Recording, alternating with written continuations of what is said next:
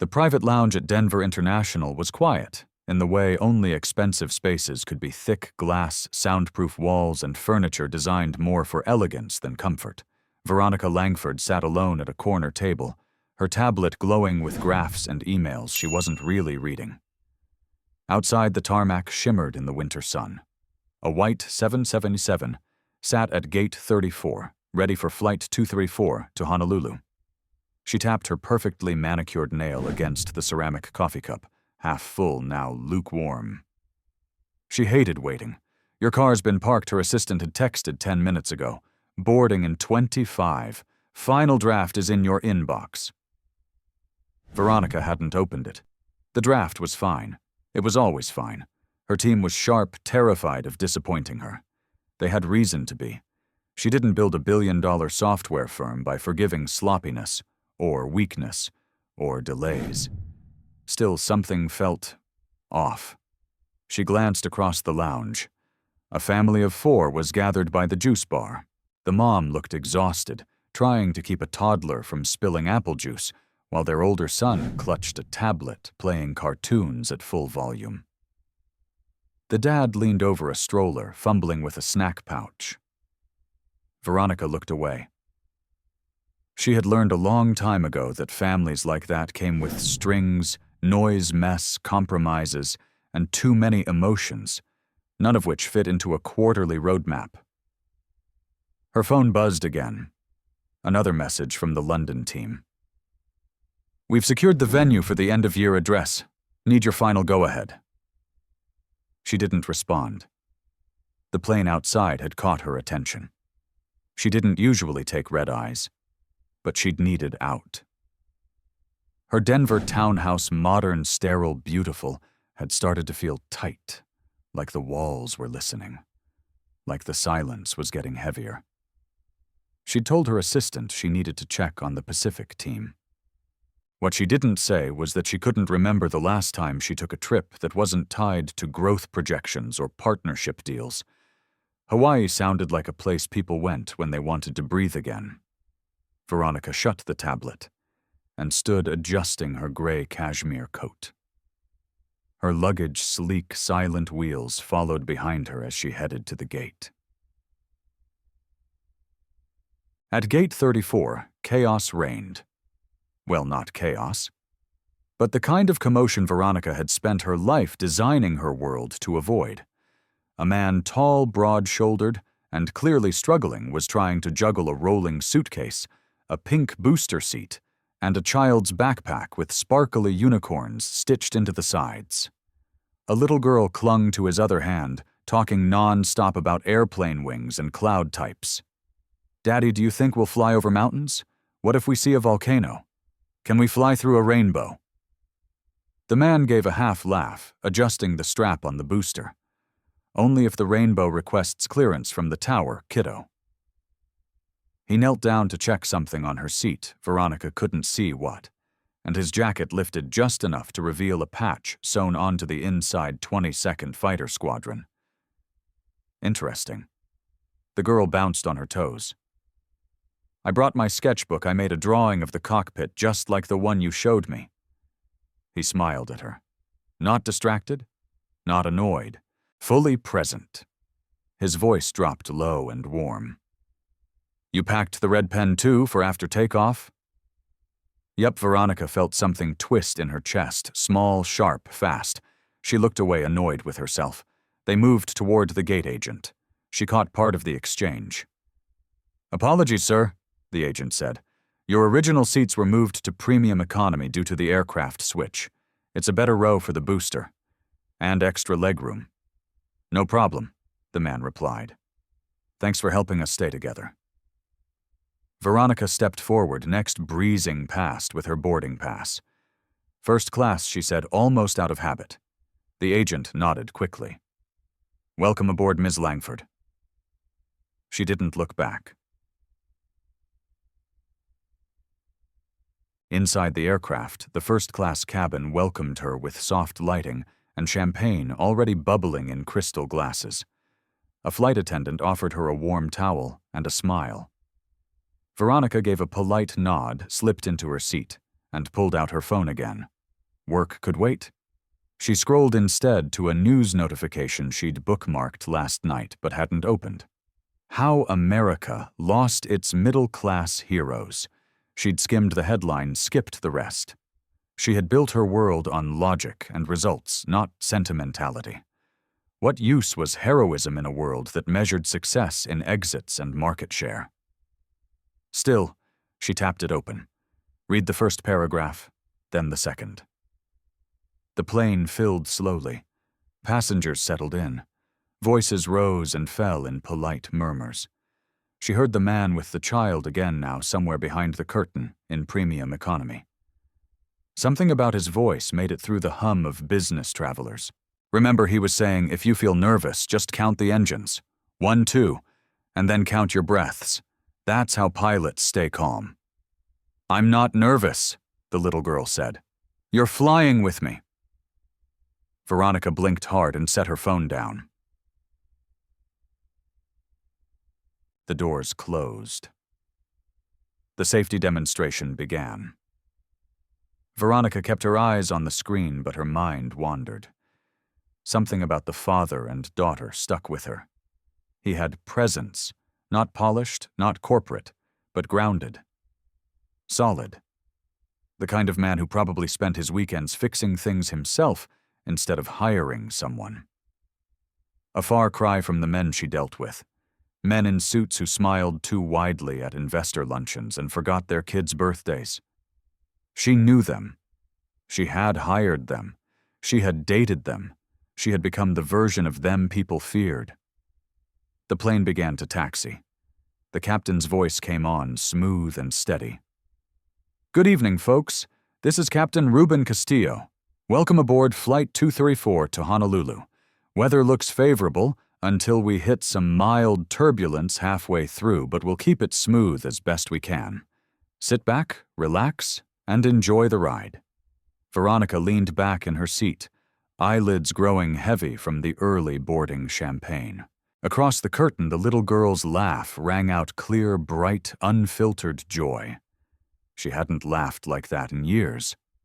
Not really. She told herself it didn't matter. But something about tonight already felt different.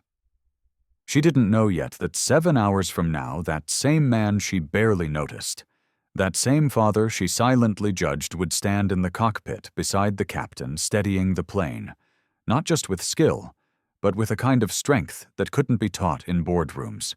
She didn't know her view of worth was about to unravel. And she didn't know yet that when the captain would later ask that fateful question, is there any pilot on board, military or civilian, he would be the one to stand. And she would never see people the same again. If you enjoyed this video, comment 1 to let me know. If not, comment 2. Your thought matter to me either way. The seatbelt light blinked overhead as the plane leveled off. Veronica pulled the blanket across her lap and angled her window shade halfway. She didn't want to sleep. But she didn't want to think either. She reached for her tablet again, thumb hovering over the email from her assistant titled, Langford Year-End Remarks. Draft 3. She didn't open it. Across the aisle, a man in a navy blazer was already nodding off, mouth parted slightly. She turned away, back straight, perfectly poised. Her posture never slouched even when she was tired. A soft laugh filtered through the cabin curtain behind her. That one's a cargo plane, a little girl's voice said confidently. Daddy showed me the difference by the nose shape. See how it's flat? Veronica exhaled through her nose, not quite irritated, but not charmed either. Another voice, calm, low, responded, Good eye, Soph. And look at the engine position. That's an MD-11, still flying freight. She pressed the call button. A flight attendant appeared. Seconds later, Monica, she remembered. The one with the tight ponytail and the eyes that missed nothing. Yes, Ms. Langford. Could I get some sparkling water? No lemon. Of course. As Monica walked off, Veronica caught her own reflection in the dark window glass. Clean, efficient lines. Eyes that didn't soften easily anymore. Somewhere between success and solitude. She had gotten sharper. Maybe too sharp. Monica returned. "Here you go." Her voice dropped a bit. "It's a full flight tonight." "I noticed." Monica hesitated. The young girl behind the curtain first time flying without her mom. Veronica didn't ask. But Monica added anyway. She passed last year. Her dad's doing his best. They're heading to Honolulu for her birthday. She wanted to see the ocean her mom loved. Veronica said nothing, just nodded once and accepted the glass. She didn't ask for anything else. In premium economy, Caleb helped Sophie adjust her tray table, careful not to let her apple juice tip. She was still drawing, this time a smiling airplane, clouds shaped like hearts around it. "Do you think Captain Castillo has ever flown through a thunderstorm?" she asked, chewing the tip of her marker. "I'd bet money on it," Caleb said, "but pilots train for everything. Turbulence is like potholes in the sky." She giggled. "Do they have sky bump signs? Only if you squint really hard." A soft vibration buzzed in his jacket pocket. He pulled out his phone, scanned the screen. A text from his boss at the hangar. "Flight 234. You finally took your own advice and got out of town." He smiled faintly but didn't reply. Instead, he looked at Sophie. Her face lit by cabin lights, brown curls bouncing as she focused on coloring inside the lines. A memory flashed Sarah sitting on the floor with Sophie, both of them gluing popsicle sticks together to make tiny airplane wings. Sarah had always joked that Caleb could rebuild a jet engine in his sleep, but needed help with glue sticks. His throat tightened. He reached for his coffee instead. In first class, Veronica scrolled through news again, trying to block out the laughter behind her. She found herself mildly annoyed. Wasn't premium economy supposed to have more decorum? She glanced over her shoulder, just as Sophie's high-pitched voice cut through the quiet. "Daddy, I spilled a little." "I'm sorry." Caleb's voice followed, gentle and unfazed. "We've got napkins. That's why we came prepared." Monica arrived seconds later, passing through the curtain. Veronica watched as the man, Caleb, she'd heard the girl say, apologized and offered to clean it himself. Monica waved it off with a smile. "They've got her wrapped around their fingers already," a voice said from across the aisle. Veronica turned to find Terrence Monroe, hedge fund manager, always overdressed in flight. He smirked. Father-daughter types always get sympathy, especially when the kid's cute and the dad looks like he just walked off a ranch. Veronica didn't respond. "She's got the manners of a CEO's kid, though," Terrence added. "Not what you expect from someone who brings a unicorn backpack onto a plane." Veronica glanced back at the curtain again. She didn't say it, but part of her agreed. There was a kind of mismatch. The child was bright, curious, well-behaved. The father all flannel and calloused hands. He didn't fit here. Still something about him lingered. She tried to shift focus, pulled up the year-end draft, scanned the first paragraph. It opened with a quote about resilience. She stopped reading.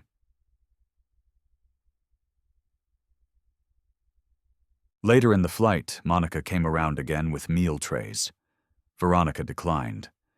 Just the fruit plate.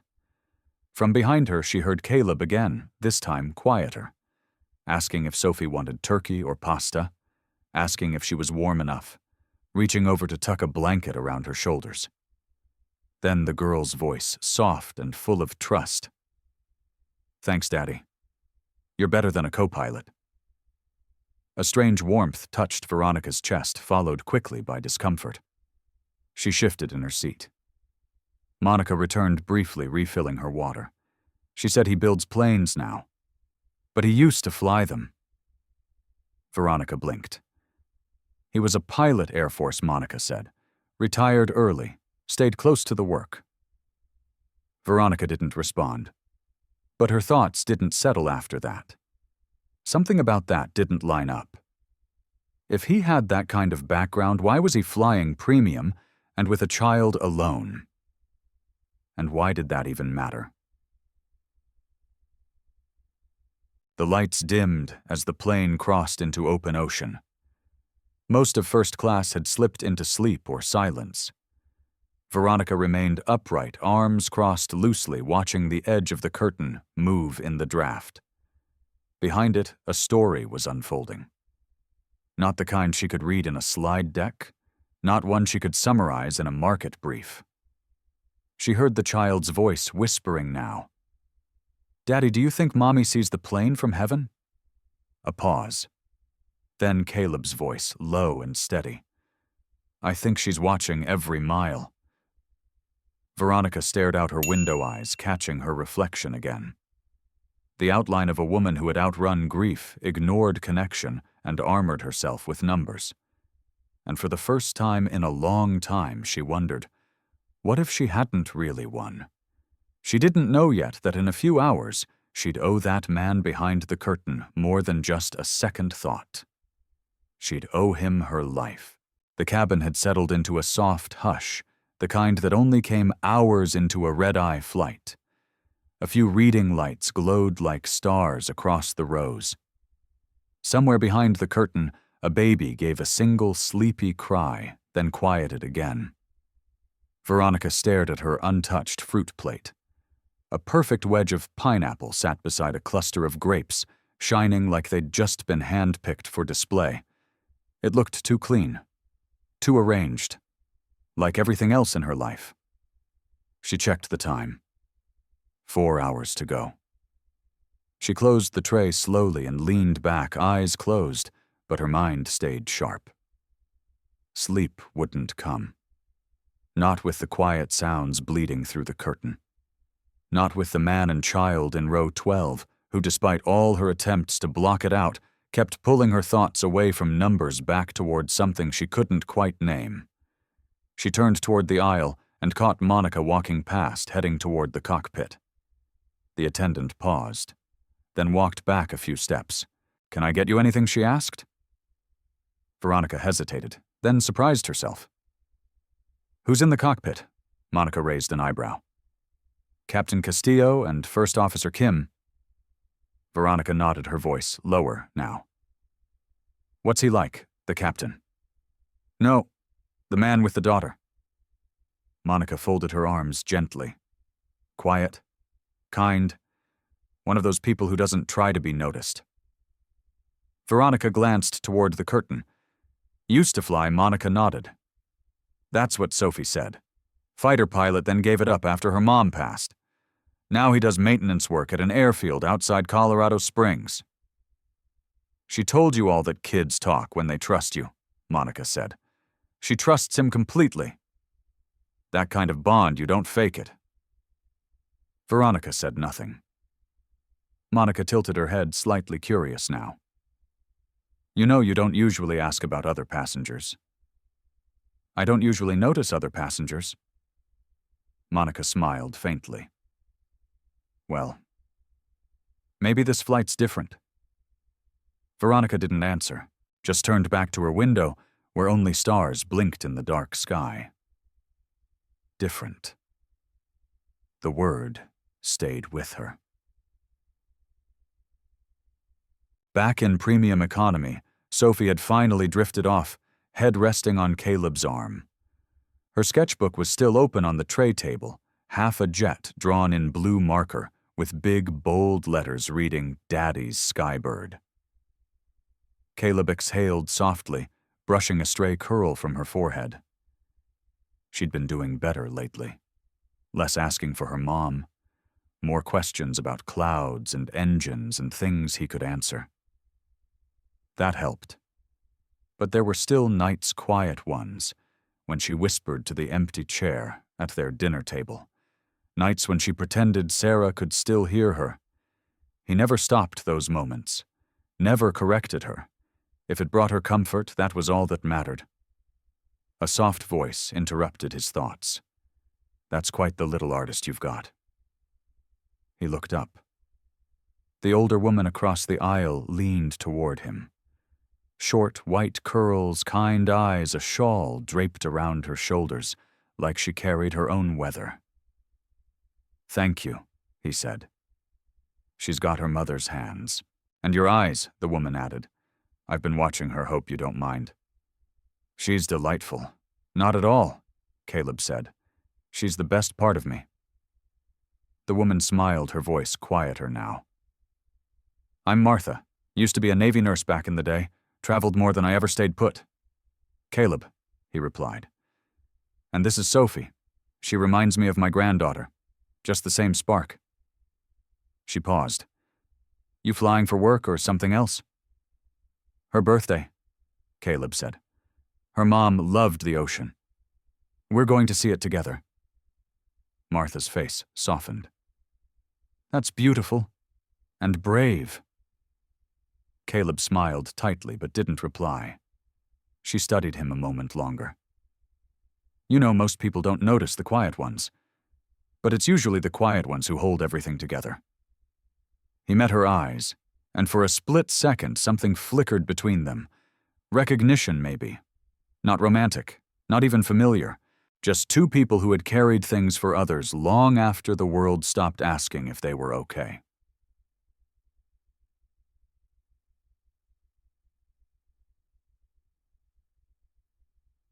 At the front of the plane, Veronica's tablet lit up again. A new message. From her assistant, reminder, your niece's piano recital is next week. Should I send a gift? She stared at the screen.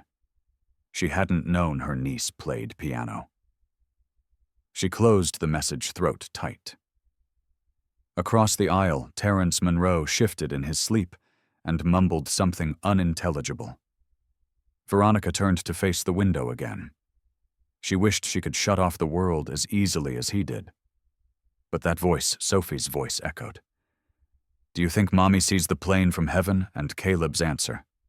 "Quiet, steady, real. I think she's watching every mile." Veronica wrapped her blanket tighter around her shoulders. She didn't know if anyone was watching her miles anymore. Not really. She had stopped believing in that kind of presence a long time ago. Replaced it with control, with systems, with growth metrics and IPOs. She stared at the stars, a whisper of a thought rising she couldn't quite name. A question, a wish, a regret.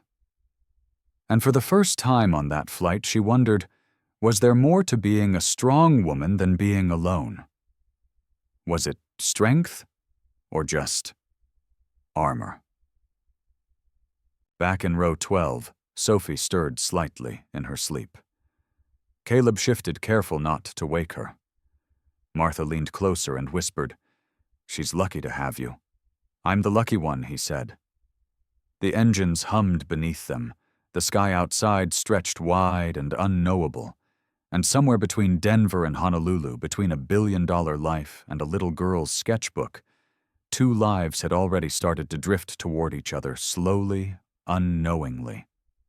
Not for romance, not yet, but for something neither of them could name. Something that would change everything.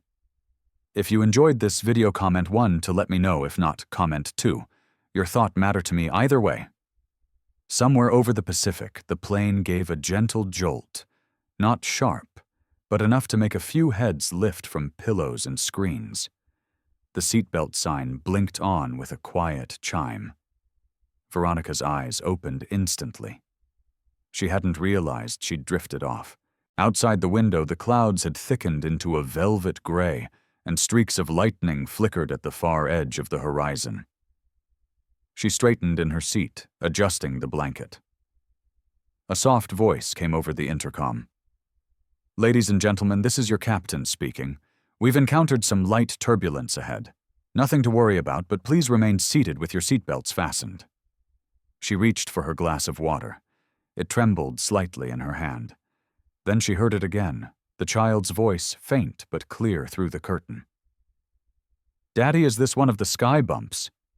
Veronica paused mid-sip, listening. "It's just the wind reminding us it's out here," Caleb said calmly. "Totally normal. Planes are built for this." Another flicker of lightning outside. Another soft shake. Terrence Monroe stirred across the aisle, groaned lightly, and muttered, "They should have grounded this thing. These red eyes never fly clean." Veronica glanced at him. "It's standard weather," she said. He looked at her bleary-eyed. "You sound like a flight manual." She turned away. She wasn't in the mood. The curtain rippled as Monica passed through from the back, moving with brisk confidence despite the bumps. She checked a few seatbelts, reassured a nervous passenger, and paused near Veronica's row. "Captain says it'll smooth out in 15, she said with a small smile. "Just some uneven wind currents." Veronica nodded. "Not my first flight." Monica smiled again, this time with more meaning. Didn't think it was. But before she could continue, another voice came over the cabin speakers, quieter now, and unfamiliar. "This is First Officer Kim. We're making some minor route adjustments due to isolated turbulence. Shouldn't affect our arrival time." Monica's expression flickered. It was subtle, almost nothing, but Veronica caught it. "Something wrong?" she asked. Monica shook her head quickly. "No, just..." He didn't sound like himself. Probably just tired.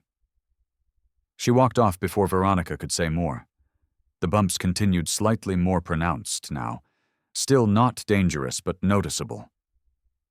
The lights dimmed further, a cabin setting meant to soothe. But something in Veronica was beginning to stir.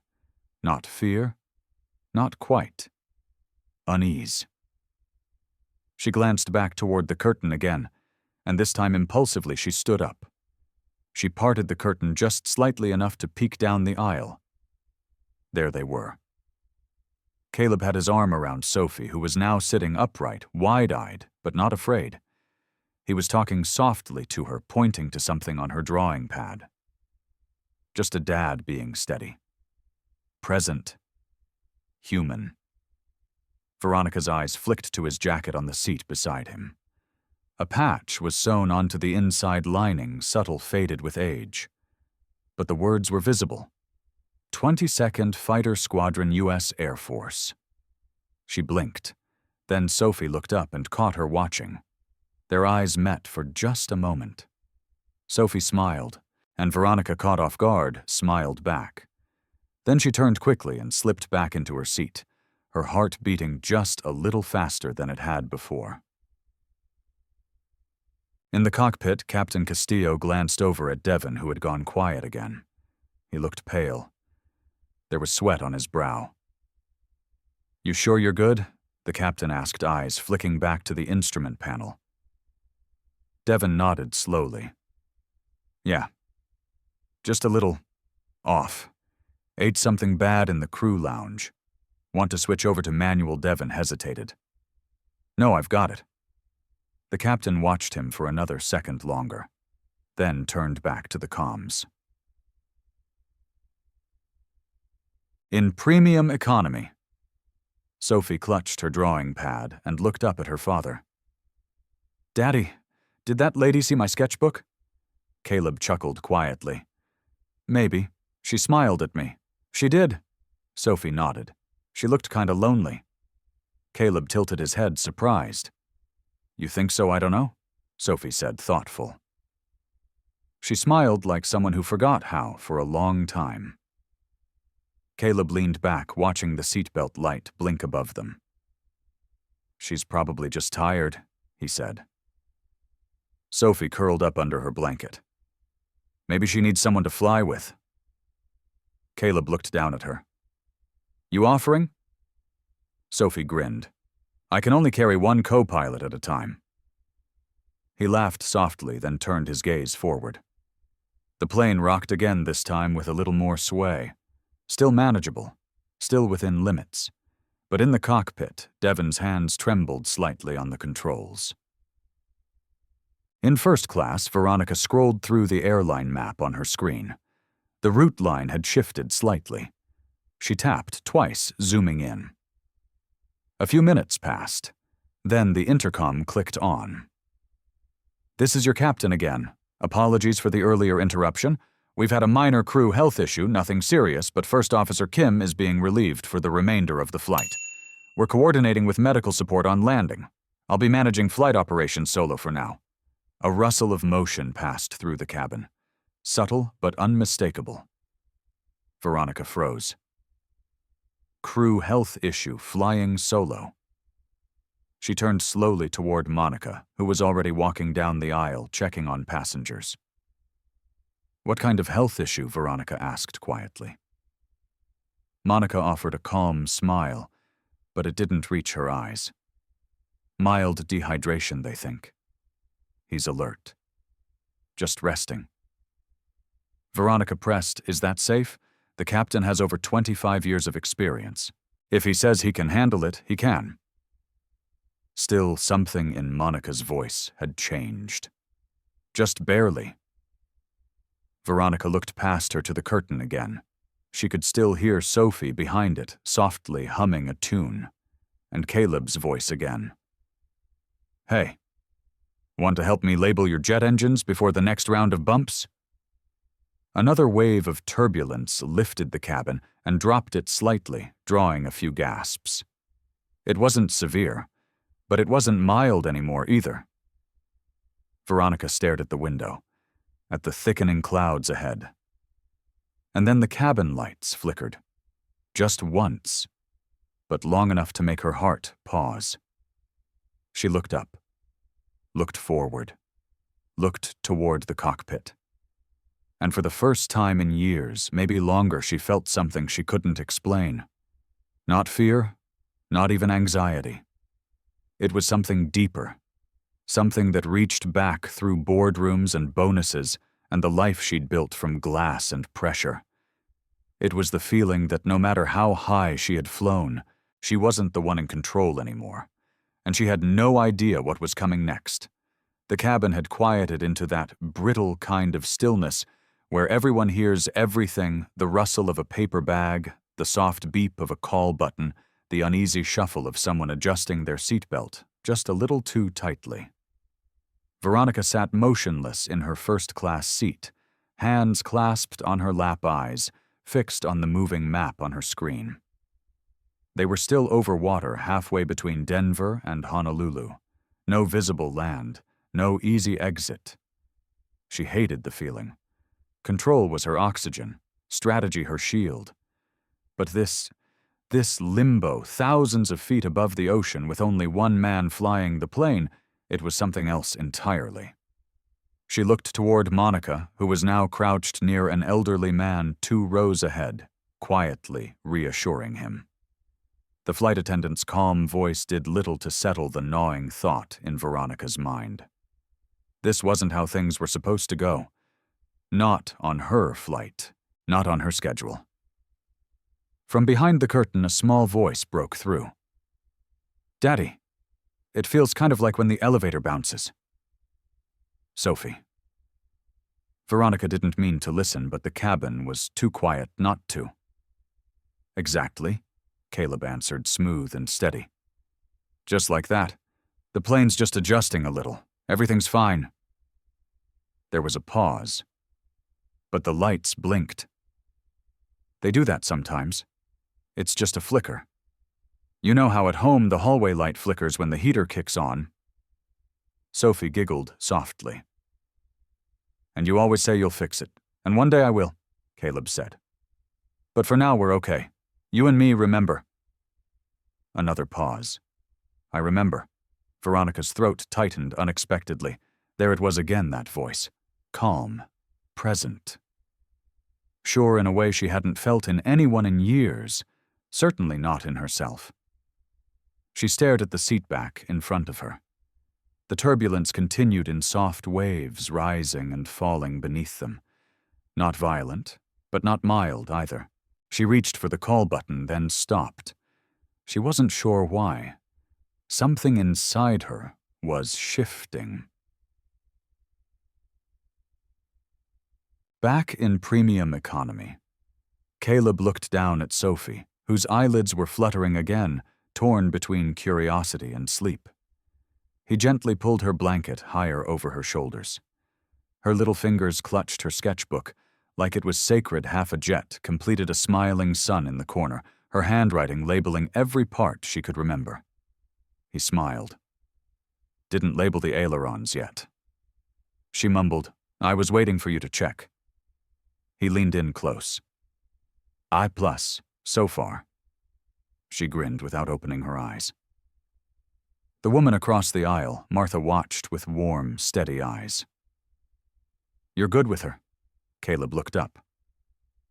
"She makes it easy." "Don't underestimate what you're doing," she said quietly. "That kind of security, that doesn't come from cartoons or bedtime stories. It comes from showing up when it matters." He offered a tired smile. "Trying my best." Martha looked ahead towards the cockpit door. "Looks like the crew's trying their best too." "But this isn't routine anymore." Caleb nodded. He'd seen enough cockpits, heard enough carefully worded announcements to know when something wasn't being said. The shift in voice, the switch in command, the silence afterward. It wasn't panic, not yet, but it was close, and that meant something was coming. Monica passed through the curtain into premium economy, her face calm but brisk. She stopped at Caleb's row. "Mr. Morgan, could I speak with you?" Caleb looked up, instantly alert. "Of course," Sophie stirred. "Daddy?" He leaned down. "Be right back, champ. Monica's just asking me about airplane stuff. Can I come?" He smiled. "You stay here and guard the ailerons, okay?" She nodded seriously. Caleb stood, followed Monica a few steps into the galley. Her voice dropped to a whisper. "We may need to ask for help." His brow furrowed. "What kind of help? Captain's managing on his own." "First Officer Kim is down. He's stable but barely responsive. And now we've got secondary system alerts in the cockpit, nothing catastrophic but enough to require a second pair of hands." Caleb's voice was even. "How much flight time does Castillo have with this aircraft? Thousands of hours. But turbulence is building. We're seeing pressure fluctuations. He's asking discreetly if there's anyone on board, former pilots, military, civilian, who can assist." Monica looked at him carefully. "Caleb." "I saw your jacket." His eyes didn't move. "I wasn't snooping," she added quickly. "But that patch 22nd Fighter Squadron. That's not something most people wear casually." A long beat passed. Then he reached into his wallet and pulled out a card, faded soft at the edges. Monica took it, eyes scanning. "Lieutenant Col Caleb Morgan, United States Air Force RET, F-16, F-35 qualified." She exhaled slowly. "That'll do. I haven't been in a cockpit in 3 years," Caleb said. "Not like this. Captain says it's not about routine, it's about composure. He needs steady hands." Caleb looked back through the curtain just enough to see the top of Sophie's head. "She can't lose me, too." "You're not going to do anything reckless," Monica said gently. "You're going to do what you've always done, keep her safe." He nodded once, then tucked the card back into his wallet and stepped forward. Veronica watched it unfold from her seat, Monica returning first, then Caleb passing through the curtain behind her. She sat upright. Her eyes met his as he passed. There was a flicker of recognition in his expression. Not flirtation, not familiarity, just the acknowledgement of someone who saw things for what they were. And maybe someone who wasn't going to let things fall apart. As he walked towards the cockpit, Sophie peeked under her blanket and whispered softly to Martha, "He's going to help the pilot?" Martha smiled. "Of course he is, sweetheart." Veronica didn't move, but her fingers gripped the armrest a little tighter than before. Because for the first time in her life, she realized the man she'd dismissed as background noise was about to take the most important seat on the plane, and everything she thought she understood about value status and strength was about to get rewritten at 35,000 feet. The cockpit was warmer than Caleb remembered. Not from heat, exactly, but from history. The kind that wrapped around your spine the moment you stepped inside. That familiar hum of systems, the quiet tension in the air. That low, constant vibration that told you this machine was alive and moving fast. Captain Ruben Castillo glanced back as the door shut behind them. He didn't waste time. "You flew fighters?" Caleb nodded once. "F-16s, some joint hours in F-35s. Maintenance engineer the last 3 years." "Civilian." Ruben studied him for a beat, then gave a tight nod. "I'll take it. We've got partial auto-nav degradation, storm pressure rising, and my co-pilot's out cold. I need someone who knows what not to touch." Caleb stepped forward. "Copy that. Talk me through your current vector." Ruben pointed to the screen. "We're on primary heading, but turbulence is destabilizing trim. It's not dangerous yet, but I don't want to get boxed in." Caleb settled into the jump seat, his hands moving on instinct. Not to take over, but to read, to feel. Just like old times. "The lateral control's compensating hard," he murmured. "You've been flying on muscle memory. Muscle and prayer," Ruben muttered. Kim gave out 20 minutes after that first bank. Tried to wave it off. Could barely keep his head up. Any medical aboard, only a retired nurse in premium. She checked his pulse. Said he needed ground care, not altitude. Caleb kept scanning the controls. He didn't feel fear. Not exactly. But the weight of it all sat in his chest. Not just the plane. Not just the systems. Sophie. She was 10 rows behind this door, and every choice he made now had to bring her safely to the ground. "You said you're a maintenance guy now?" Ruben asked. Caleb gave a short nod. "Colorado Springs Regional. I stay close to the air. Keeps me sane." Ruben allowed himself a thin smile. "Pilots never really leave the sky. We just change the way we listen to it." Caleb glanced out the front window. Lightning flickered ahead far enough to be beautiful, close enough to be dangerous. "I'll monitor engine stress and nav drift," Caleb said. "You keep us level. You sure you're up for this?" Caleb didn't answer with words. He just reached forward, flipped one switch, then another, and cleared 2 minor faults from the comms screen. Ruben let out a breath. "All right then, let's fly."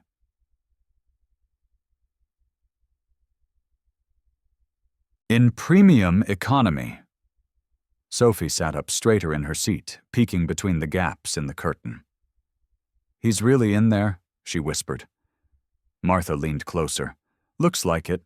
He's not just helping, right? He's really helping?" Martha smiled. "He always was." Sophie's eyes lit up, but her hands gripped her seat arms just a little tighter. "I told them," she whispered. "I told them he could fly anything." Behind them, other passengers had started whispering. The change in voices, the flickering lights, it had set off a chain reaction of nervous speculation. Monica moved down the aisle, keeping calm in her voice, but urgency in her step. She reassured where she could, answered questions carefully. But the tension was there now, invisible but growing. In first class, Veronica hadn't moved. Not since she saw Caleb pass her row. Not since she caught the look in his eyes, focused, not fearful. Composed, not showy. The kind of man who steps forward when others hesitate. She stared ahead. But her thoughts weren't on her pitch deck or her inbox. They were in that cockpit. With him. With the man she'd dismissed. Because of his clothes. Because of his seat. Because she didn't recognize the shape of real strength when it didn't come with a tailored suit or a glossy profile photo. Across the aisle, Terrence Monroe muttered under his breath. "I don't like how quiet it is," Veronica spoke before she thought. "Maybe you should listen harder." He blinked. Excuse me, she turned her head slowly. You might hear something worth learning.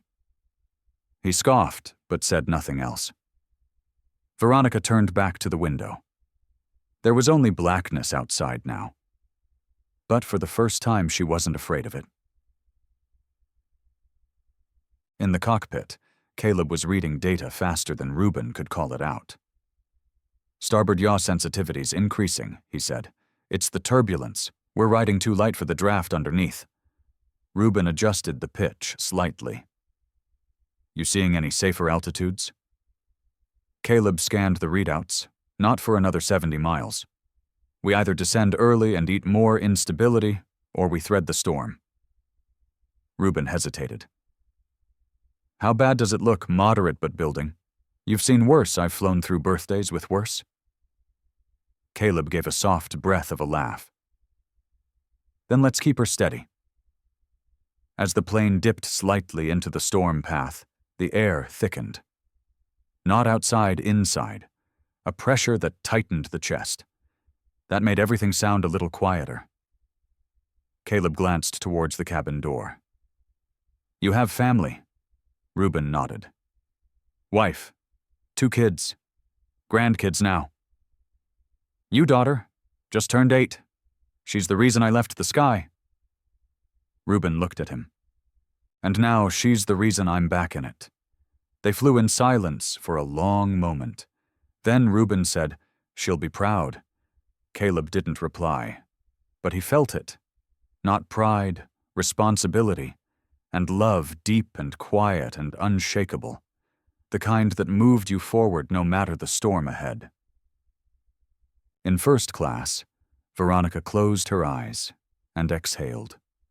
She thought about her office, the glass walls, the boardroom table where people waited for her words before making decisions.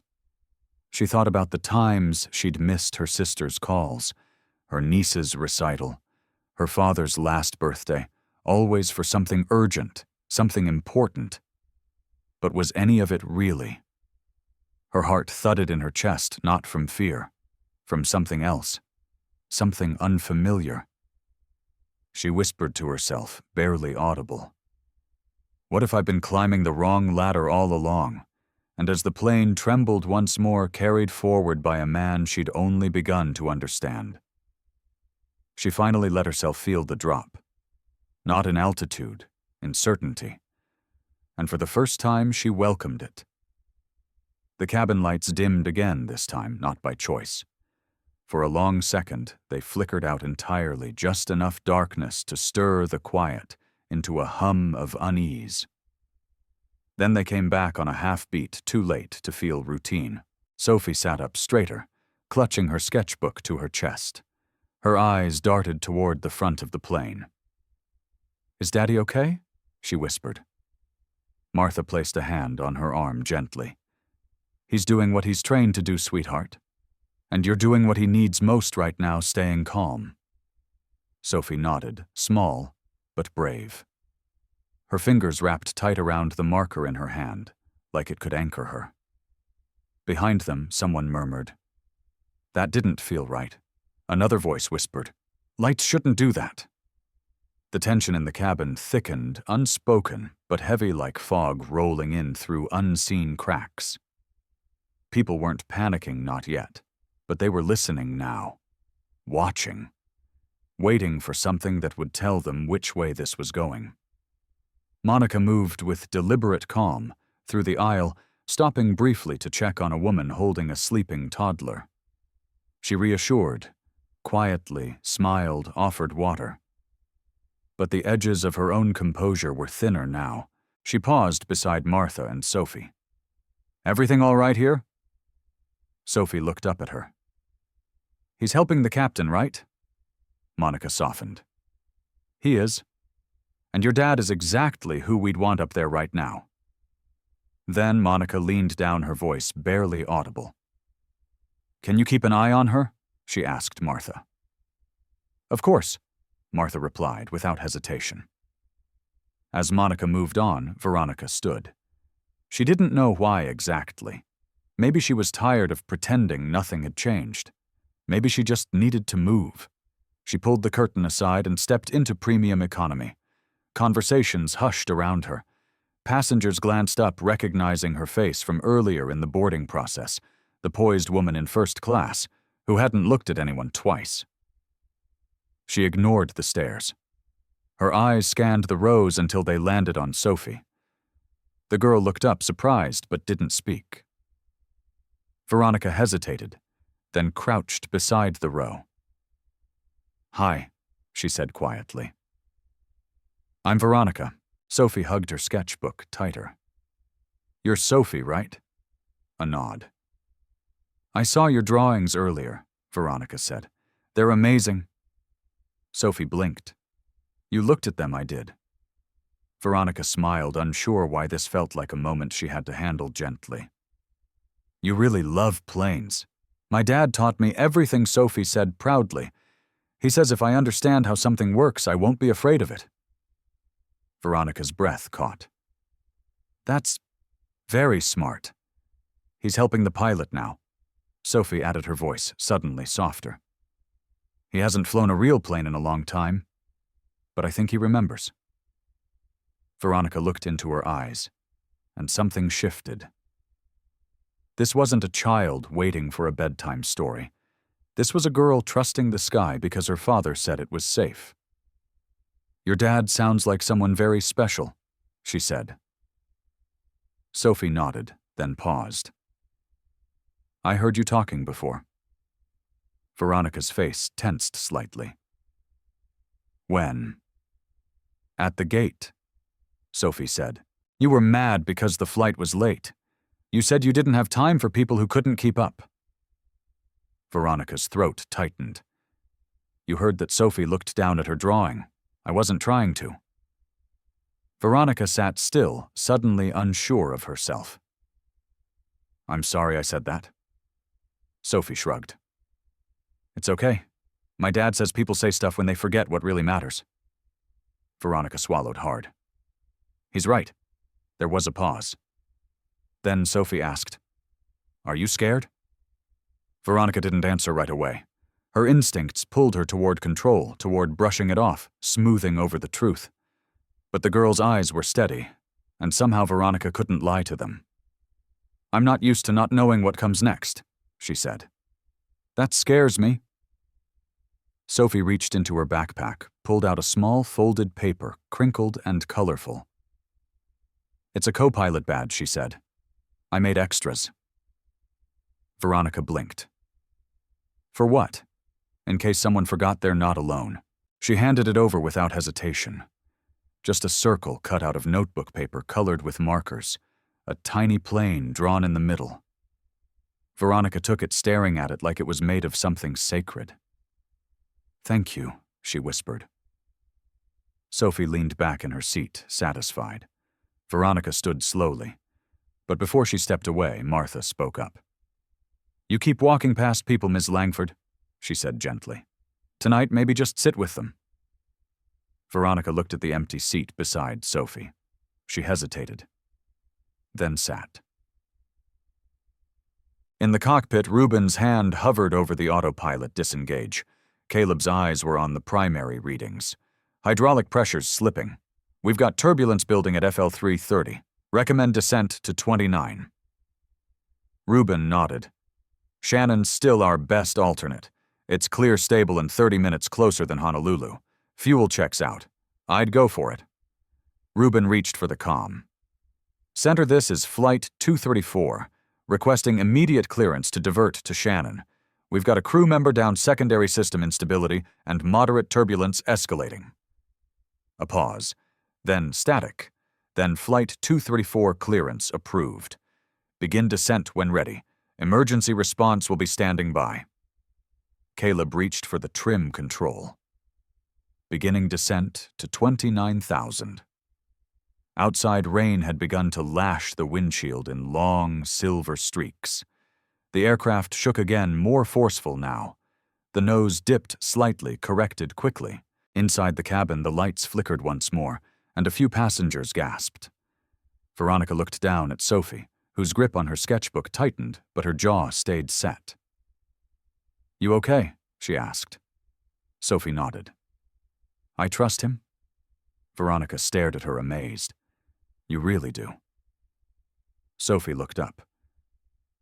Do you? Veronica opened her mouth, but the truth caught in her throat. Because she realized she wanted to. She needed to. And somewhere between that cockpit and this seat, she already had. In the front of the plane, Reuben glanced at Caleb. You sure you're not still active duty? Caleb gave a faint smile. Retired, but still reporting for service. Reuben adjusted the yoke. Well, today you're my wingman. Caleb nodded, eyes back on the instruments. Let's bring them home. The descent had begun. At first it was subtle, just a shift in the engine's hum and the gentle dip of the horizon out the cockpit window. But the pressure change was immediate, and the air inside the cabin responded with a hush. People knew even without the announcement. Something was happening. In the cockpit, Caleb kept his gaze fixed on the screen in front of him, reading every variable as if Sophie's heartbeat depended on it. Because in some ways it did. Speed's holding steady, he said. Winds are cross-sloping from the east. You'll want to compensate as we come under 30. Reuben nodded. Already feeling it. We're threading a needle. Trims floating left. Manual correction might be cleaner than chasing it with assist. Reuben tapped the control. You always this calm under pressure? Caleb allowed himself the ghost of a smile. Only when there's no option to panic. Outside, lightning flashed again, brighter this time, reflecting briefly in the glass. The rain was more than just a patter. Now it lashed against the fuselage in long, dragging streaks. Reuben adjusted their course by 2 degrees. You sure Shannon's clear latest tower feed says smooth on approach, minimal crosswind, no delays. Then let's give these people a landing they'll never forget. Caleb's eyes didn't move from the controls. Let's give them one they'll never question. In premium economy, passengers felt the shift. Some glanced nervously out windows. Others just held tighter to their armrests or to each other. Monica came on the intercom, her voice composed but warmer now, more human. Ladies and gentlemen, we've begun a precautionary descent toward an alternate airport. Our captain has made this decision out of an abundance of safety. There is no cause for alarm. Please remain seated with your seatbelts fastened. Our crew is here if you need anything. She clicked off. Then exhaled. In the 3rd row, Sophie's feet dangled above the floor, swinging slightly as she clutched her sketchbook. She looked sideways at Veronica. Is this what it's like when grown-ups don't know what's going to happen? Veronica blinked. What do you mean? Sophie shifted in her seat. You all get quiet. Not because you're scared, but like you're remembering something you forgot. Veronica sat back.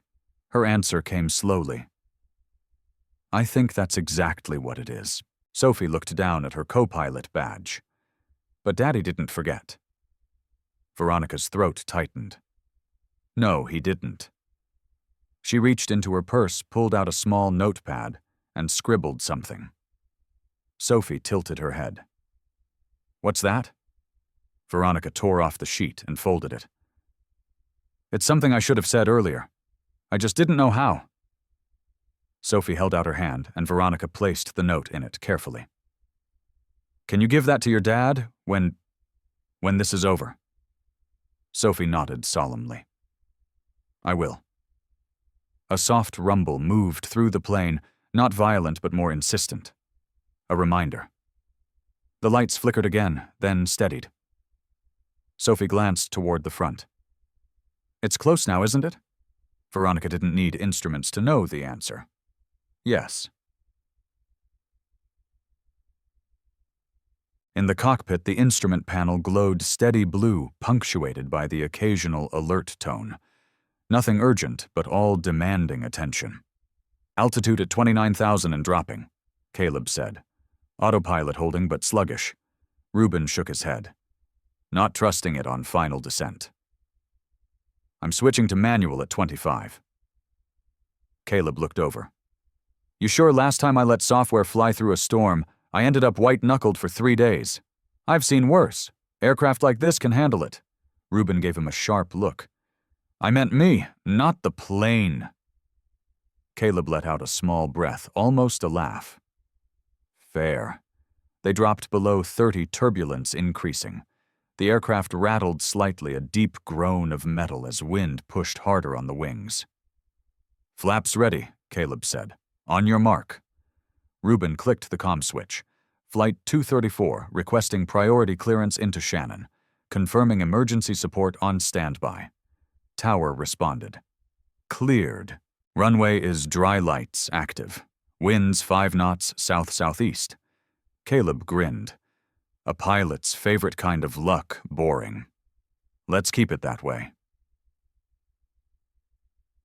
Veronica's hands were resting in her lap, but they trembled slightly. Not from fear. From the unfamiliar sensation of watching someone else hold everything that mattered and realizing you trusted them. She glanced at Sophie, whose eyes were closed, now murmuring softly to herself. What are you saying? Veronica asked gently. Sophie opened one eye. A checklist. My dad taught me. A checklist. Sophie nodded. Breathe in. Feel the seat. Know the sky. Trust the hands. Veronica felt her breath catch. It was beautiful. It was simple. It was everything she didn't know she'd been missing. Caleb felt the air pressure shift in the yoke. 25,000. Manual engaged. Reuben took hold, hands steady, eyes forward. Talk to me. Wind dropping slightly. Still unstable. Reuben adjusted. Visuals clean. Runway in sight. Caleb glanced out the window. The clouds parted just enough to reveal the faint glow of the runway below, blinking like a heartbeat in the distance. Speed steady, pressure dropping. You're good. Reuben nodded. Let's take her home. They began the final descent. Outside, the rain thinned. Inside, the silence deepened. Passengers clutched hands, held breath, whispered prayers. Veronica looked at the folded note in Sophie's lap. What did I write? Sophie asked. Veronica smiled. You'll know when he opens it. The wheels hit the tarmac with a soft, low thud. A hiss of water. A moment of weightlessness before the brakes gripped the ground. The cabin erupted not with cheers. Not yet. Just silence breaking like a deep shared exhale. They were down. They were safe. And in that hush, in that beautiful quiet, Veronica reached for Sophie's hand without thinking. Sophie squeezed back. The kind of squeeze you gave someone when you knew they saw the world a little clearer now. And maybe they saw you too. The plane rolled to a stop on the rain-slicked tarmac, its engines winding down into a steady hush. Emergency vehicles flanked them with flashing lights, more ceremony than chaos, but the glow outside cast a surreal sheen over the windows. Inside, no one moved. Not yet. It was the kind of silence that came after something fragile had been carried safely across a storm. No one quite knew how to break it. Then, softly, a baby cried. And just like that, people exhaled. Whispers rose. A few quiet claps started from the back of the plane, unsure at first, but they grew not loud, not thunderous, just grateful. A release of tension too long held. Caleb sat in the jump seat, still as stone. His eyes flicked to the monitors once more before he leaned back, finally allowing his body to feel the weight of what had just happened. Reuben reached out a hand. You brought her in. Caleb shook his head lightly. You did. Reuben offered a rare smile. Not without you. There was a long pause. Then Caleb asked quietly, Can I see her now? Reuben nodded. Go on. We've got it from here. Caleb rose slowly like a man coming down from a mountaintop and opened the cockpit door. The cabin turned as one when they saw him. Monica stood near the front galley, eyes damp, hands clasped. Caleb didn't say a word. He just walked down the narrow aisle past the seats filled with people who had looked right through him earlier. And now, they looked at him like he was something more, like they saw him. Veronica stood as he approached, and Sophie jumped up in her seat. "Daddy," he caught her mid-leap, lifting her into his arms, holding her like the ground itself depended on it. "You did it," she whispered into his neck. He pulled back enough to look at her. "We did it." Sophie held up the folded note Veronica had given her. "This is for you." He looked at it, puzzled. "What's this?" Sophie just smiled. "It's from her." Veronica stepped forward, her voice softer than he'd ever heard it. "You don't have to read it now." Caleb took the note, eyes meeting hers for the first time, not in passing, not through judgment, but in understanding. "I think I'd like to." She gave a small, nervous nod, then stepped aside. He unfolded the paper carefully, Sophie still resting on his hip. The handwriting was neat, direct. "I judged you before I knew you. I measured your worth by your clothes, your seat, your silence. I was wrong. You reminded me what strength really looks like, what love sounds like. You didn't just fly the plane today, you grounded all of us, including me. Thank you." Caleb folded the note again, slower this time. Thoughtfully. "Did you really mean that?" he asked. Veronica hesitated, then nodded. Every word. Sophie looked between them with a knowing little smile, then leaned in and whispered, "Told you she was nicer now?" Veronica laughed, more a breath than a sound, but real. "I'd understand if you didn't want to talk to me again after how I was," she added, quieter. Caleb looked at her for a long moment. "I've learned not to judge people by their worst moment," he said. "It's the next one that matters more." Her eyes softened. "What about the one after that?" Caleb smiled, shifting Sophie to his other arm. "Well, I guess we'll find out." Passengers were beginning to gather their things. The intercom buzzed with Monica's voice directing them to deplane slowly, row by row, and to bring only essential items. Paramedics were waiting just outside for the first officer.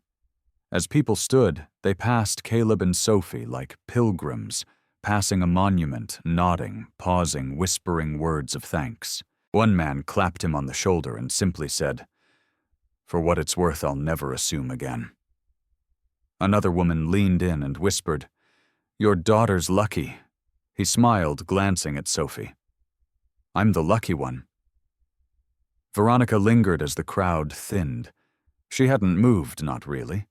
She was watching him, watching how he moved, how he carried his daughter like she weighed nothing and everything at once. And something inside her shifted again. She didn't want this moment to end. But when he turned toward the exit, Veronica stepped forward. "Where will you go now?" He glanced back. "They'll likely rebook us tomorrow. Find us a hotel nearby. I'll take Sophie out to see the cliffs, maybe watch the gulls dive. Make it an adventure." Veronica nodded. "That sounds like a good plan." "Better than yelling at the gate agent?" he said, eyebrow raised. She laughed softly, hand over her mouth. "Touché." He paused. "What about you? I'll call my assistant. Rebook a meeting or two. Or maybe I won't." She looked down, then back up. "Maybe I'll go see those cliffs too." Caleb didn't speak right away. "Then you're welcome to join us." She blinked. "You mean it?" He looked at Sophie.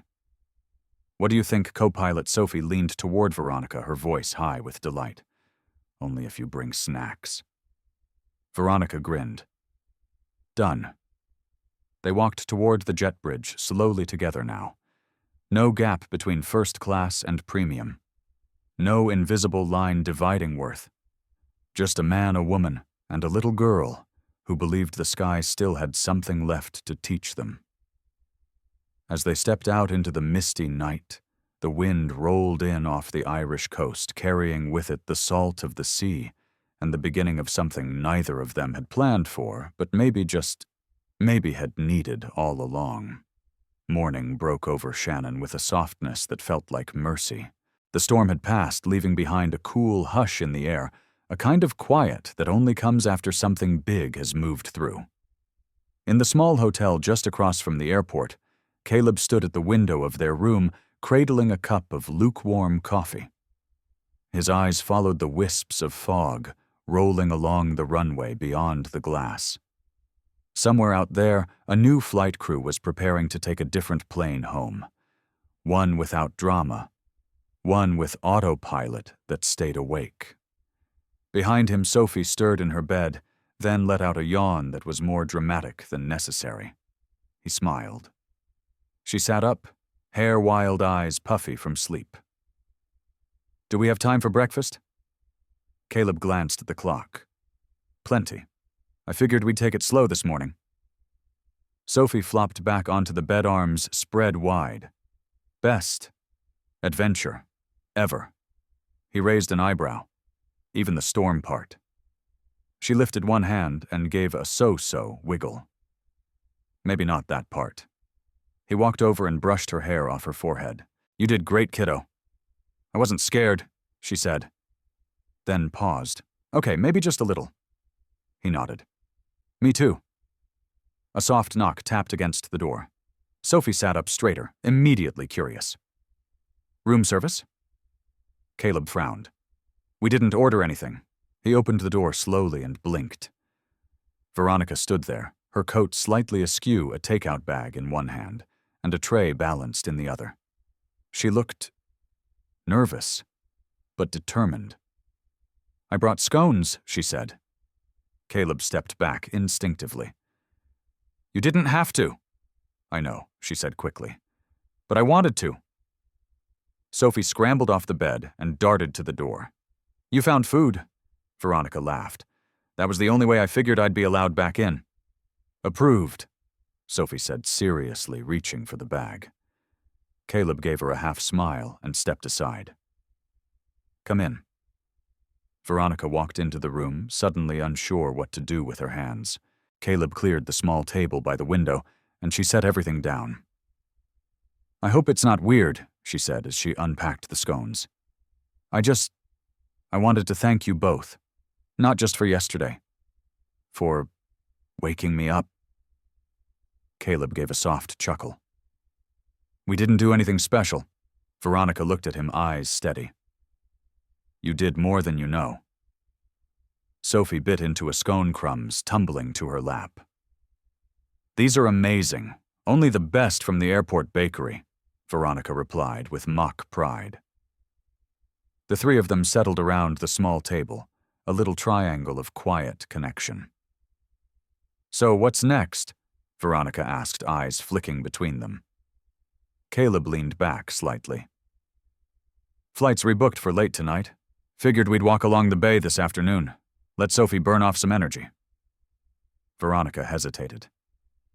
"Would it be strange if I came with you?" Sophie's face lit up. "Yes, please, you can hold the map." Caleb looked at her. "You always give the map to the co-pilot." She passed the snack test, Sophie said with a shrug. "She earned it." Veronica laughed a little too hard. But it felt good. Later that morning they wandered along the coastal path that wound just beyond the airfield, where the cliffs broke into jagged edges and the sea stretched endlessly ahead. The wind tugged at their jackets, but the sun peeked through, warming their faces. Sophie ran ahead, arms out like airplane wings, dipping and soaring between rocks. Caleb and Veronica walked behind her steps, sinking slowly. I thought I had everything she said after a long silence. I really did. The job, the apartment, the status. But yesterday, something cracked open. Caleb nodded, eyes ahead. "Storms do that." Veronica glanced at him. Were you scared? He took a beat. Yes, but I didn't have the luxury of showing it. She nodded. And I judged you for being quiet. For not playing the part I thought you should. He looked at her now. You weren't the first. I hope I'm the last, she said softly. They walked a few more steps in silence. Then Veronica asked, Do you ever miss it? Flying, Caleb shrugged. Sometimes, but not like I thought I would. What do you miss most? He didn't answer right away. Then, the clarity. When you're in the air, there's no room for anything but the moment. You either focus or you fall. Veronica considered that. Maybe that's what I've been missing. They reached a bench overlooking the sea. Sophie climbed up and pointed out over the cliffs. There's a gull, and another. It's like a parade. Caleb smiled and sat beside her, pulling her close. Veronica stood behind them, watching the wind whip through Sophie's hair. Do you know what I envy? She asked softly. Caleb looked up. That she trusts the world like it's a friend, like it'll always catch her. He glanced at Sophie. That's not the world. That's knowing someone's got your back. She met his eyes. And you're that someone. He didn't answer. He didn't need to. Sophie leapt off the bench and spun. Can we come back here one day? Veronica knelt beside her. I'd like that. Sophie squinted up. Will you still be around? Veronica glanced at Caleb. If I'm invited. Sophie grinned. I think you're already on the crew. The wind picked up again, tossing salt into the air and laughter along with it. 3 people. 2 lives crossing. And one quiet promise beginning to form. Not spoken, but felt. The late afternoon sun spilled golden light over the cobbled sidewalk as the 3 of them made their way back toward the hotel. Sophie was walking a few paces ahead, her little sneakers tapping rhythmically against the stones, her arms swinging with quiet confidence. Caleb watched her with a soft, almost private expression. The kind of look you give someone when you know they've come through something bigger than anyone realized. Veronica had noticed it. She'd noticed a lot of things today. She's something else, she said, her voice low enough that Sophie wouldn't hear. Caleb nodded. She always has been. They walked in silence for a few more steps. Veronica's hand brushed against his. Neither of them moved away. Inside the hotel lobby, the quiet hum of guests checking in and out filled the air. A man in a suit argued softly into his phone. A young couple wheeled matching luggage past them, laughing about something that had clearly gone wrong with their itinerary. It was the kind of ordinary chaos Veronica usually tuned out. But now it all felt different, sharper, more alive. Sophie pressed the elevator button and turned to them, grinning. Race you upstairs, not fair, Caleb said. You've got fresher legs. Sophie didn't wait for agreement. She darted into the elevator the moment it dinged open. Veronica laughed and followed. The 3 of them squeezed in the moment somehow cozy, like a small bubble carved out of the wider world. As the elevator doors closed, Caleb looked down at Sophie. You tired yet, kiddo? Sophie tilted her head. Only my feet, not my happy. Veronica smiled. Wish I could say the same most days. They reached their floor, and as they stepped out, the moment stretched like something important was trying to rise between them. Veronica hesitated before she spoke. Caleb, can I ask you something? He glanced over, riding her tone. Sure. Why did you stop flying? His smile faded, not in anger, just in memory. I didn't stop because I wanted to, he said quietly. I stopped because I couldn't do both.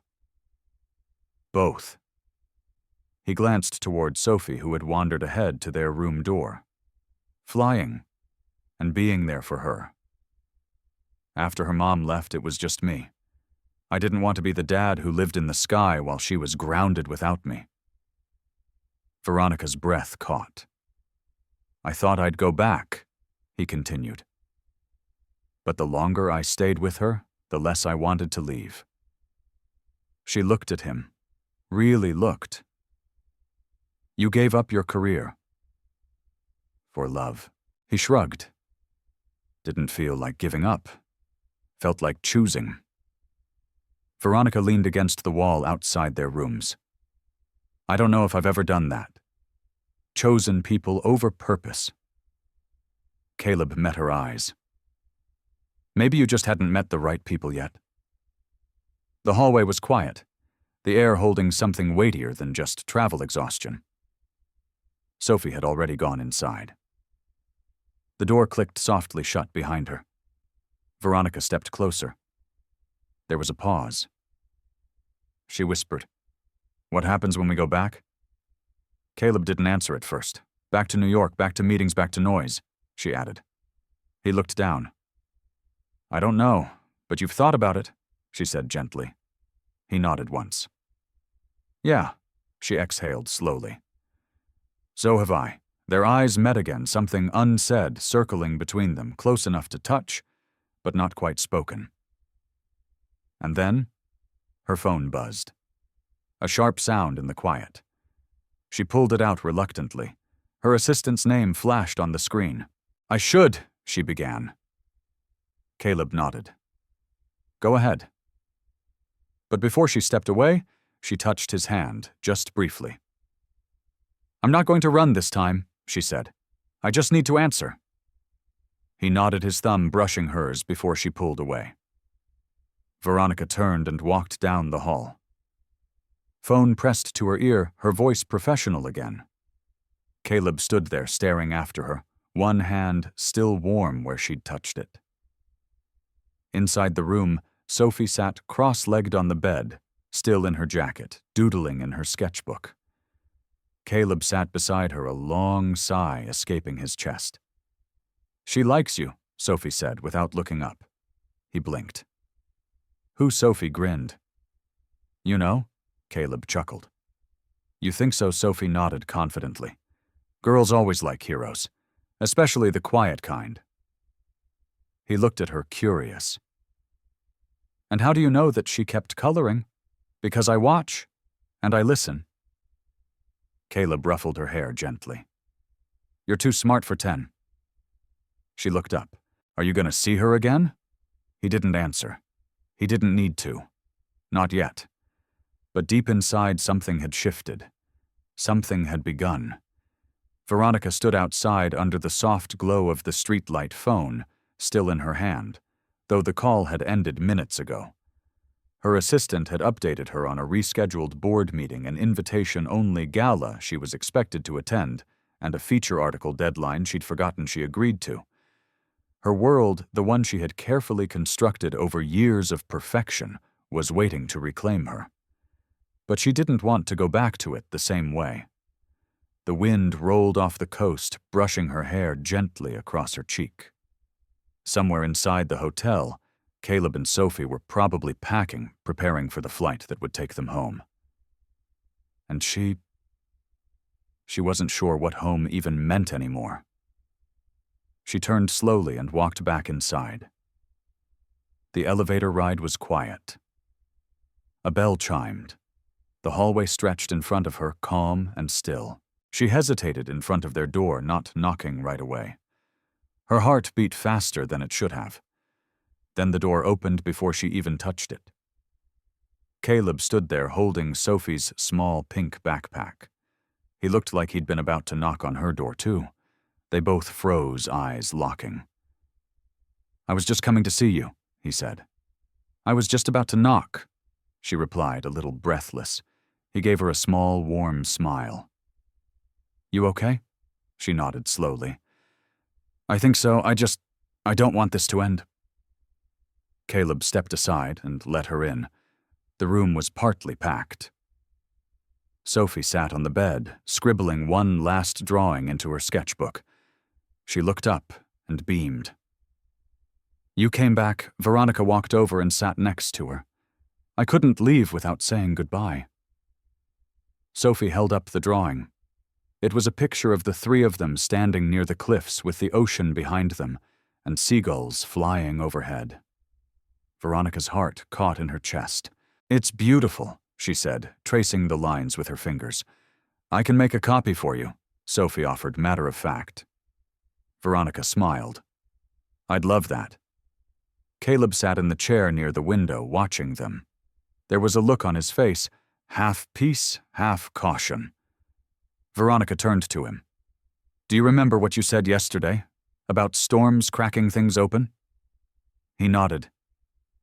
"I think I've been living in one for a long time. Just didn't know it until you showed me the quiet outside it." Caleb leaned forward. And now she hesitated. "Now I don't know how to go back to what I was." He held her gaze. "Maybe you don't have to?" She swallowed her voice, catching. "I'm scared. Of what that I'll go home, get back to the noise, and forget all of this. Forget what it felt like to slow down, to see people." Caleb looked at her for a long moment, then said softly, "Then don't forget." But how, she asked. "Choose," he said. "Every day, like I do." She blinked. "Even when it's hard, especially then." A silence hung between them. Not heavy, just full. Then Sophie piped up, "I think she should come with us." Veronica turned, surprised. "What, just for a visit?" Sophie said. "You said you didn't have plans. You could see our house, and my school, and Daddy makes really good pancakes." Caleb chuckled. "Only on Saturdays." Veronica looked at both of them, her voice soft. "You'd really be okay with that?" Caleb stood. "I think we'd be more than okay with that." Veronica's eyes shimmered, but she didn't look away. She felt something settle inside her. Not finished, but grounded. "I have a few things to cancel," she whispered. Caleb smiled. "I've got a spare seat." She nodded, almost in disbelief at herself. "Okay." They stood there for a moment longer, nothing needing to be said. Then Sophie grabbed both their hands. "I knew it," she said with quiet confidence. "You just needed a little turbulence." Veronica laughed, the kind that came from deep down.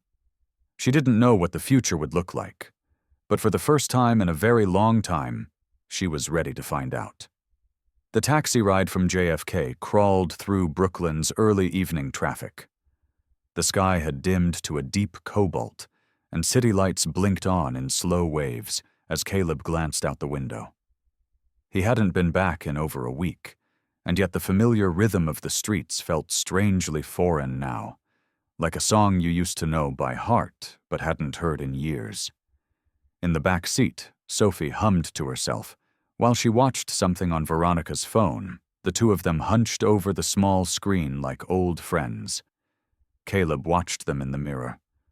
The soft way Veronica listened to Sophie, the way her smile curved when she wasn't thinking about it, he saw it all. And he felt it. When the cab pulled up outside their modest brick townhouse, Sophie was the first out, already bounding up the stoop, announcing, "We're home," like a little queen returning to her castle. Veronica stepped out more slowly, her eyes scanning the quiet street. It was nothing like her polished high-rise in Manhattan. No valet, no doorman, no sleek glass lobby, just iron railings, uneven sidewalks, and the scent of rain on pavement. And yet, something about it grounded her. Caleb caught her eye as he came around to grab the bags. "Not quite your usual scene." She shook her head, smiling. "No, but I think I like that." Inside the house was warm, lived in. A little messy in the way a home is when a 10-year-old is its co-captain, books scattered on the table. Crayons left beside a plate of uneaten toast from a rushed morning days ago. Veronica ran her fingers along the edge of a picture frame on the wall. Caleb in uniform. Sophie perched on his shoulders, both of them squinting into the sun. "You look younger in this," she said. Caleb dropped the suitcase by the stairs. "I probably was." She turned. You miss it flying. He didn't answer immediately. I miss the sky sometimes, but not like I used to. And this? She asked, gesturing around them. This is where I learned to land, he said quietly. The air between them stilled. Something unspoken pressed against the walls, soft but insistent. Sophie's voice cut through. Dad, can Veronica see the fort? Caleb raised an eyebrow. The fort. Sophie nodded furiously. The blanket one in the living room. You said I could leave it up? He smiled. I did say that. Veronica laughed. I'd be honored. They walked together into the small living room, where a makeshift fort of chairs, pillows, and an old quilt created a lopsided but magical tent. Permission to enter, Veronica asked. Sophie waved her in. Granted. Inside they sat cross-legged on the carpet. The light from a nearby lamp filtered through the quilt, casting a warm, golden hue across their faces. Veronica looked around the cozy space and whispered, This is nicer than any boardroom I've ever sat in. Sophie shrugged. You just need better boardrooms. Caleb chuckled from the armchair just outside. She's not wrong. For a while they talked. About nothing. About everything.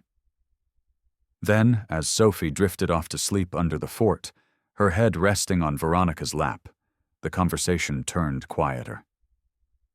Caleb reached over and handed Veronica a mug of chamomile tea. She took it with both hands, letting the warmth settle between her palms. I was thinking, she said softly, not looking up. About when we met. He smiled faintly. Hard to forget. I was awful to you. He didn't respond right away. You were hurting. She looked up. That's not an excuse. No, he agreed. But it's a reason. There was a long pause. I've spent most of my life believing the world owed me something, she said, because I fought so hard to make it, because I never stopped. But sitting in that cabin watching you take control when everything was falling apart, it shook something loose. Caleb leaned forward. You don't have to explain. I see you. Her eyes filled. That's what scares me. He held her gaze. Then stay scared. But stay. Veronica looked down at Sophie, asleep and content. I've never belonged in a place like this, she whispered. Caleb's voice was quiet, steady. Maybe you didn't belong anywhere else because this is where you were headed all along. She set the mug down slowly. What if I mess it up? He reached over and gently touched her hand. Then we figure it out. Together. Veronica blinked hard, her voice almost gone. You really mean that I don't say things? I don't mean? He replied. Especially not now, and in that moment surrounded by the scent of apple-scented crayons, a lopsided blanket fort, and the quiet breath of a sleeping child. Veronica Sawyer realized she was no longer a passenger in someone else's story. She had landed. And maybe, just maybe, this was only the beginning. Morning sunlight streamed softly through the kitchen window, catching on the dust motes dancing in the air. Veronica stood at the counter in one of Caleb's old t-shirts, sleeves, rolled up as she flipped pancakes with all the focus of someone piloting a plane.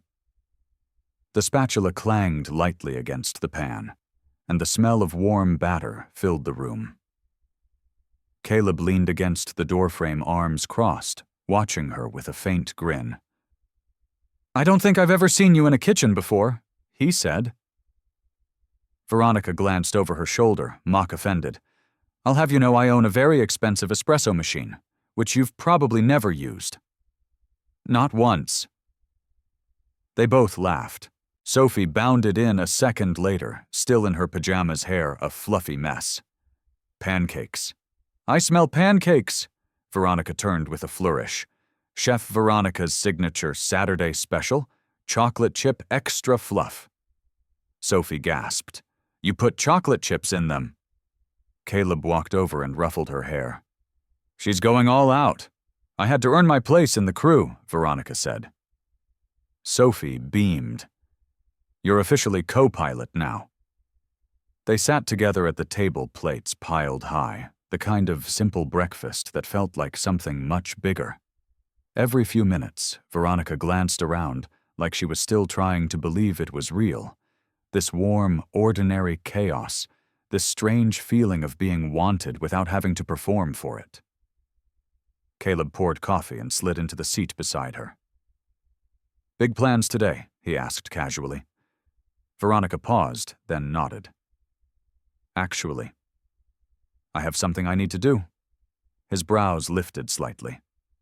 "Work? No. Not this time." An hour later, Veronica stood in front of a familiar glass building in Midtown Manhattan. Sleek, impersonal, cold in a way that had once felt like power. She hadn't been here in over 2 weeks, but already it felt foreign. Inside, the receptionist looked up in surprise. "Miss Sawyer, you're back just for a few minutes," Veronica said with a small smile. "Is Lyle in? I'll check." While the receptionist made the call, Veronica looked around the lobby. The polished floors, the curated art, everything built to impress and somehow emptier than she remembered. A few minutes later, Lyle emerged from the elevator, crisp in a navy suit, coffee in hand, eyebrows raised. "Wow, thought we lost you to Europe or something." She gave a soft laugh. "Something like that?" They shook hands, and he gestured to the elevator. "Want to come up?" Veronica shook her head. "No, this won't take long." He hesitated. "Everything okay?" "Yes," she said. "Better than it's been in a long time." Lyle looked puzzled. "You're not leaving, are you?" Veronica smiled. "Not in the dramatic sense." "I'm just changing course. The magazine's on track for record revenue.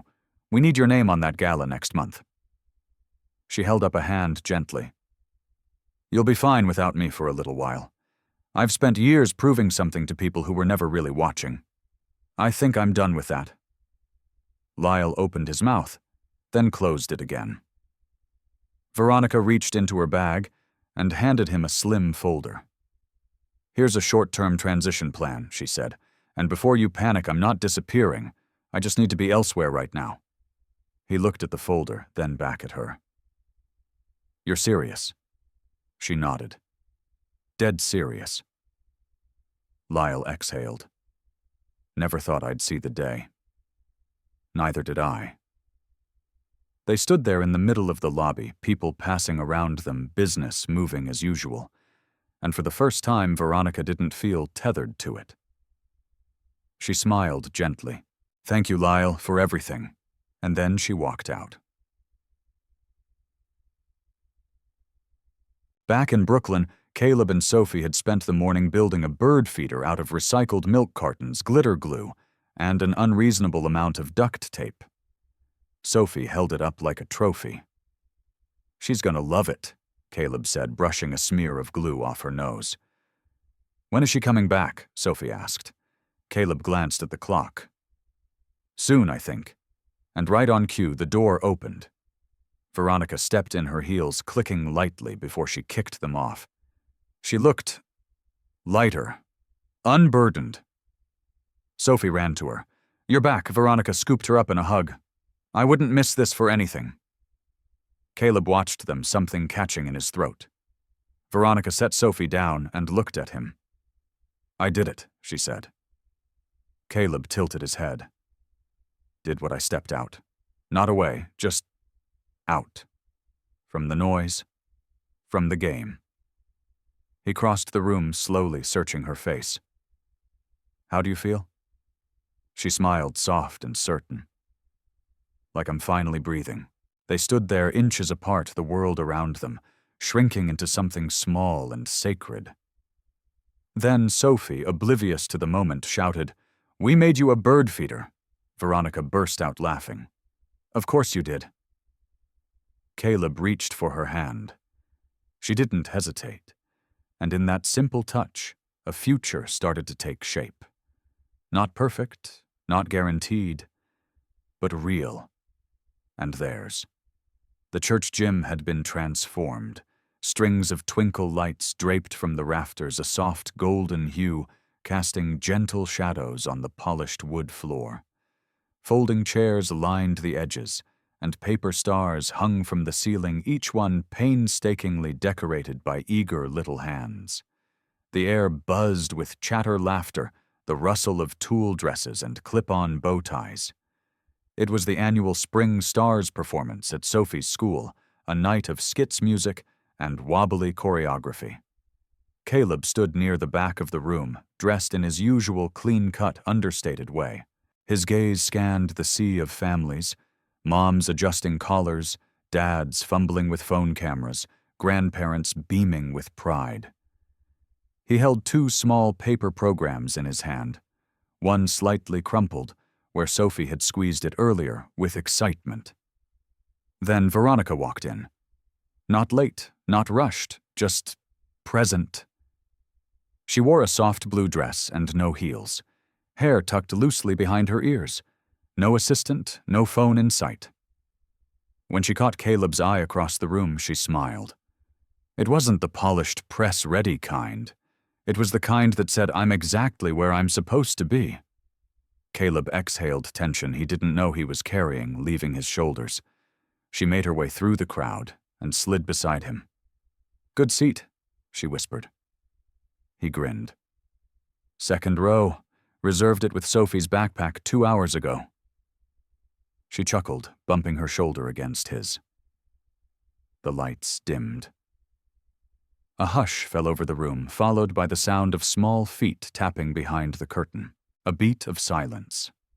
Then, the curtain lifted. Sophie stood near center stage in her bright yellow paper star costume, her arms slightly out of sync with the others during the opening dance. Caleb leaned forward, heart swelling. She spotted them. Her grin stretched from ear to ear. A quick wave, a little bounce on her toes.